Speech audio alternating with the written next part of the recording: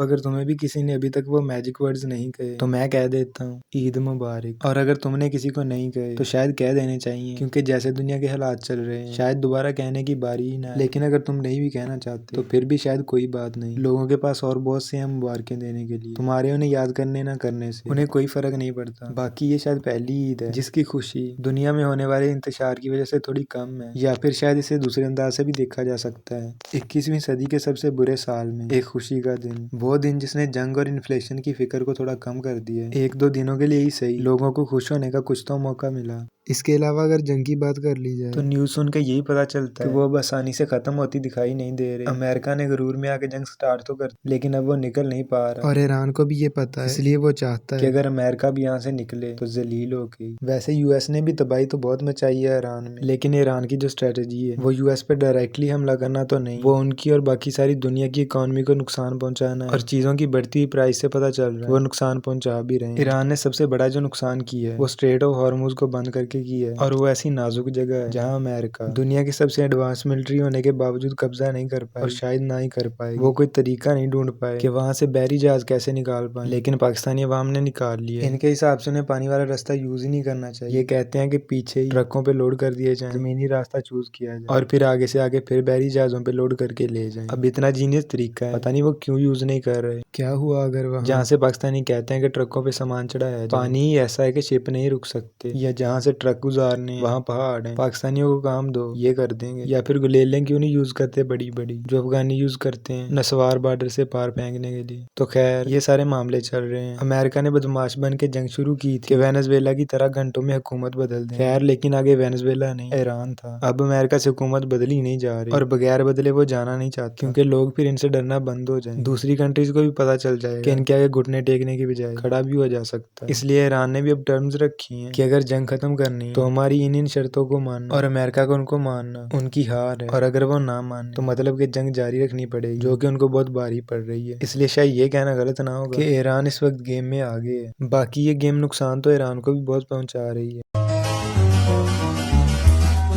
Petrol की कीमतें देख लो कितनी ज्यादा है, खास करके पाकिस्तान में। हालांकि इनका बॉर्डर भी लगता है ईरान के साथ, और उन्होंने इनके जहाज भी गुजरने दिए हैं तेल वाले, लेकिन फिर भी यहाँ कीमतें उन कंट्री से भी ज्यादा बढ़ाई गई हैं जिनको तेल बिल्कुल भी नहीं मिल रहा। और फिर भी हुकूमत अवाम पे एहसान कर रही है कि उन्होंने और नहीं बढ़ाया। वैसे वो तो ये भी कह रहे थे कि अगर हम 100 रुपया भी बढ़ा देते तो तुम क्या ही कर लेते। वैसे शायद सही भी कह रहे हैं, क्योंकि एक बंदे ने शायद करना चाहा था, वो अब जेल में बैठा है, और सुनने में आया कि उसे ईद की नमाज भी नहीं पढ़ने दी गई। देखो ऐसा हो सकता है कि वो भी करप्ट हो, उसने गलत काम किए हो, लेकिन उसके बाद भी तुम ऐसे सलूक को जस्टिफाई नहीं कर सकते। और जो लोग करने की ट्राई कर रहे हैं तो समझ जाओ कि वो प्योर हेट है, क्योंकि जब तुम किसी से हेट करते हो तो फिर इस चीज से फर्क नहीं पड़ता कि सामने वाला बंदा चाहे हर काम सही क्यों ना कर रहा हो, वो गलत ही लगेगा। इसलिए उस बंदे के साथ गलत तो हो रहा है, लेकिन फिर हुकूमत के कहने की तरह हम क्या ही कर लेंगे, वो जो चाहे कर सकते हैं। बाकी अगर ईद की तरफ आए तो अब पहले वाली बात नहीं रही। एक ही चीज की खुशी होती थी कि ईद आएगी तो वो लेंगे, लेकिन अब तो वो भी लिए अरसे हो गए, और इस बार तो शायद बच्चों ने भी कम ही लिए। वो शायद डर गए हैं असल में इसका यूज होते देख के। हमारा तो अब दिल ही नहीं करता ईद मनाने को, लेकिन लड़कियां शायद अब भी शौक से मनाती हैं, क्योंकि शायद उनको नए कपड़े लेने का बहुत शौक होता है। और इस बार तो सुना है बड़े अच्छे अच्छे डिजाइन आए।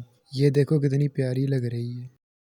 लेकिन इस ईद में एक बुरी चीज और हुई है, शायद इन्होंने दुपट्टे लेने छोड़ दिए। दुनिया में लगी जंग ने शायद शर्म भी खत्म कर दी है। अमेरिका आया तो ईरान में था लड़कियों को फेमिनिस्ट बनाने, लेकिन शायद पाकिस्तान में उसका असर ज्यादा हो रहा है। बाकी एंजॉय कर लो जितनी कर सकते हो ये वाली, क्योंकि अगली तक पहुंचने का कोई भरोसा नहीं। पाकिस्तान ईरान के साथ ही लगता है।